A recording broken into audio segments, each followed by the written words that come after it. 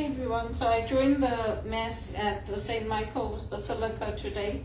Sometimes the heat affects me, so I get nauseous, so I feel like I have an upset stomach. Here there's a lot of humidity. I didn't grow up in places like Durban where we have a lot of humidity. So for me it affects me. The heat in Zimbabwe is very dry, and so it's a different heat over here. And when they put out these alerts for the fires, it was for the whole of the GTA because it's so hot. But I'm so hoping and praying something works out. Like even if the schools send me a ticket and help me to pay my rent, I can go to Zimbabwe and, spend some time there, do the John Maxwell. That's what John Maxwell speakers do. They make transformational trips and they go to different places. Similar to missionaries and things, they have their accommodation is paid for when they're there. They get money towards their rent and food and insurance. People, that's how people do it. So I'm doing the same thing. I think I've been put in this position because people didn't want me to be able to say no to the executives that want me to come in and report to them. And I'm saying no, because if it didn't work 20 years ago, it's not going to work now. I'm still the same. I still have my same values. I'm still going to be in their face. They're still going to get upset with me. They're still not going to like the fact that I'm telling them that they are discriminating against me. They're still not going to like the fact that I'm asking, with the support of Jesuits like Michael Kalacic and Monty Williams, for exceptions to be made for me. And my managers are asking for exceptions to be made for me so that I can have investment into my career, into my education, into the things I want to do, because I'm not from here and I grew up in a disadvantaged background. And when I say that, I'm not joking. My mother and her siblings slept on the floor. Their apartment was, if you look at my apartment like this, so if I stand here, where this wall ends, that was the size of the apartment. And they slept on the floor, and my grandparents in India had a single bed that they slept on. And my grandfather, he worked on the railways. That crane came, and because the crane came, somebody didn't do their job properly. The crane came and hit him right in the thigh, and he landed up crippled. He walked with a walking stick. He was a strong man and a good-looking man. And then after that, all the family income and everything got supported. It got broken.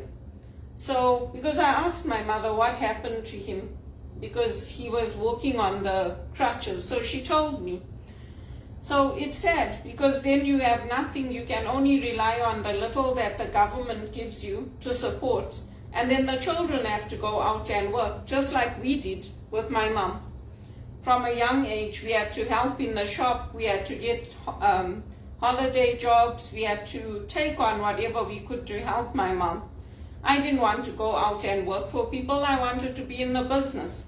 But then after my grandfather passed away, it was too hard. We had to go out and work for other people who don't treat you well, who don't treat you like your family will treat you, and they hurt you. But that's what happens. I was fortunate because I worked with people who were nice to me in Zimbabwe, but it wasn't easy work. I worked at fast foods companies, like how they have the takeaways here. So it was hard work. Mr. Parker never used to let me go at the back and prepare all the meals and all that. I was in the front, but it was still hard work. Then afterwards I got into Sable Chemicals. There also my mother asked them, she asked some of the people who worked there, that she said, Belinda's looking for a job and there's nothing available. So I had to take the bus, just like in Canada. No car, no driver's license, I had to take the bus and go to work. So what has changed in my life? What has gotten better? Nothing. Nothing has gotten better for me. It's awful. It's an awful way to live. And I'm not going to say yes to them. They can carry on till the cows come home. I would rather leave this country and go back to Zimbabwe than have to work for Jean de Gagne or Teresa Bowman again. Because they gave Rajiv Chib and Jason Peel and all of them opportunities. They paid for Rajiv Chib's MBA. They didn't have to do it. They didn't do anything for me. They gave Jason Peel opportunities to go and work in England. I also wanted to go and work in England. They told me, oh, there's no budget. So for the guys, there's always a budget, right? When it's for the guys, there's always a budget. But when it's for me, there's no budget. Why would I want to go back and work for them? Would you go back if you were me? Same with Chelly Performance. Would you go back if you were me? You wouldn't. You wouldn't want to go back. Why would you want to go back knowing how they're going to treat you? Their best workers, their best employees, that's how they treated me. I would rather leave this country and go back to Zimbabwe than to go back and be paid low wages, treated like a prostitute, treated like a slave, have people coming and stand behind me. Like Payal, she used to come and stand behind me and come and hug me and put her hands on me and breathe on me. I was like, oh, please, I'm not your friend. Even at TD, when John used to come and lean over me, I used to push the chair away and I used to move away from him. Same thing with Eddie Farid. He used to come and lean over me, I used to push the chair back and move away from him. I don't like it. I don't like it. You can ask Jason Peel. I don't like it. I do not like men or women coming and leaning over me and hugging me and all. They have to be. The only time I gave Jason a hug was when he was leaving to go to England. That's the only time. And he told me, he said, you should leave TD. I said, why? He said, they're not treating you properly. You should leave. He said, I'm not going to be here. These other guys are leaving. You should leave. He said, don't stay here. So, why would I go back and report into them? I did a lot for them. I used to try to guide Teresa Bowman. I told her when they relocated her to Hong Kong, she told me, I'm selling my place. I said to her, you selling your place? Don't sell it. I said, what if it doesn't work out? She's like, oh no, it's going to work out. It's going to be fine. And she sold her place. Within a month, she was back. They brought her back. Then she didn't have any place to stay. If you got a property, why do you sell it? Rent it and let somebody stay there so you have something when if it doesn't work out, you can come back. None of them listened to me. I helped all of them. What are they doing? Are they arranging any funding for my ministry? Are they telling their corporate departments, you know what, Belinda worked for us and it didn't work out, so let's help her. Let's give her money every month. Let's set up a monthly donation to cover her basic costs. Let's give her that 3,000 or 5,000 every month. Are they doing that? They should do that for me. That way I'll be out of their hair. They won't have to worry and I won't have to worry. They should set it up. EY, they don't want to hire me either. So James Newland should do that for me. They should all get together, organize a conference call and say, you know what, let's do it this way. Let's give her 7,000 a month or whatever she would have earned, and she can stay at home and do her ministry. Because they don't want me to work. They want me to be a slave and take their orders. And that's not what I want. I want to be the one now giving the orders, overseeing things, helping others. Federer lost everything. Why do you think he went to the UN? To raise funds for his foundation. They want to take all my ideas and use them and leave me in poverty. Instead, they should also be looking at helping me to come up financially, not only covering their own backsides. If Roger can't help me, if he can't get me to work with him, he should talk to all the other tennis players. There's so many of them. At least that way you'll get to see me. These people are assholes. They won't let him come near me. I invited him so many times. Why didn't he come?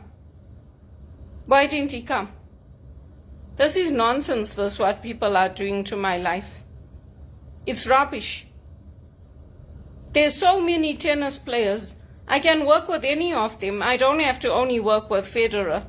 I liked him, that's why I was open to it. But if he hasn't got the money, then what must I do? If he hasn't got the money, he hasn't got the money. And Bono can go to hell. He's telling everybody he loves me. He doesn't love me. He doesn't love me. If he loved me, he would have got me into a paid employment position long ago. I would have cleaned things up. I would have made sure that the finances were disclosed. I would have made sure the corruption was cleaned up. He doesn't love me. It's rubbish. He loves Najiba. She's telling everybody on the calls he loves me. He doesn't love me. What a load of rubbish. There's rubbish that. So, I'm not going back. If they think I'm going to go back and work for Jean and work for Teresa or work for any of these people that I had so many problems with, they must be kidding. I'm not like Hagar in the Bible. I'm not like that you go back and you report to your mistress who did you down, who wanted to give you as a slave to somebody, like a prostitute. I'm not like that. I came from a family with very good morals, very good Catholic, solid Catholic teaching and foundations. I'm not going back. Even Damien, he's telling all the priests, all his friends here, he likes me. That's fine and good, but I haven't heard from Damien for donkey's years. He's a stranger to me now. He should set up some calls and talk to me. It's no use telling all his Jesuit brothers that he likes me. We're strangers to each other, Damien. I don't know anything that you do. I don't know your hobbies. I don't know what you like. I don't know anything. I only know what the public knows. So, it doesn't matter if they like me. It's neither here nor there to me.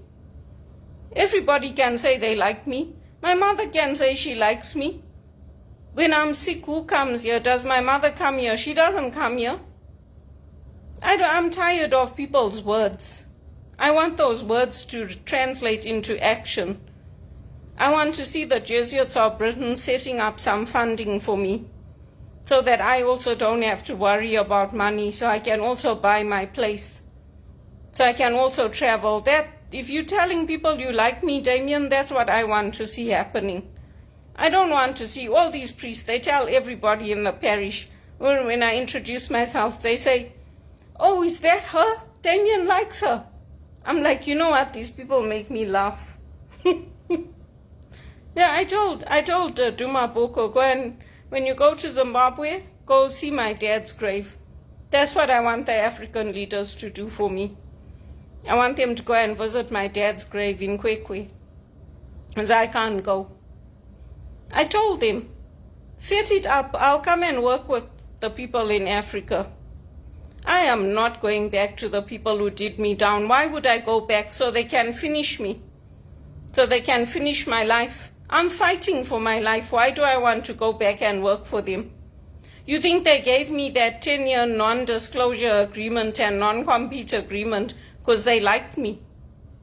I was new to this country. I didn't understand anything that was happening.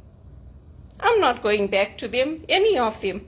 Not Eddie Farid, not Eric Charbonneau, not Jane Breen, not Teresa Bowman, not Jean de Gagne. I'm not going to any of them. Where's my finances? Where's my money? Where's my property? You guys must be kidding if you think I'm coming back to you. I even asked Rajiv Chib. I told him I'm struggling financially. I don't have any money. My mom and I are not managing. He also didn't help me. So, all you people that are saying that you like me, that's what I want you to do. I want you to start sending me money. And if you don't want me to work, then set it up so I can stay at home. I can stay at home and I can do my ministry work from home. I can do it. And Lorna Easterbrook and all these people in Zimbabwe, set it up. I can come home and I can help in the schools. I can teach. I don't have to stay there if you don't want me to stay there. But do something. I mean, I've been trying for so long. Do something. Instead of telling everyone you like me.